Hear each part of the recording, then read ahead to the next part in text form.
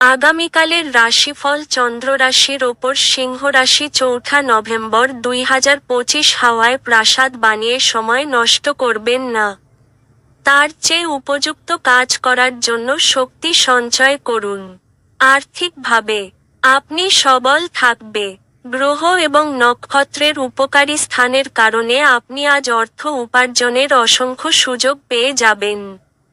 পরিবার, বাচ্চা এবং বন্ধুদের সাথে কাটানো সময় আপনার শক্তি পুনর্সঞ্চয়ের জন্য অত্যাবশ্যক হবে।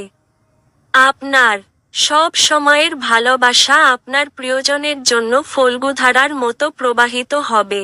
আজ হঠাৎ করে আপনার কর্মক্ষেত্রে কাজের তদন্ত হতে পারে।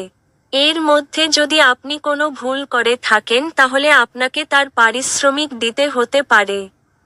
এই পরিমাণের ব্যবসায়ীরা আজ নিজের ব্যবসাকে নতুন রূপ দেওয়ার কথা ভাবতে পারেন।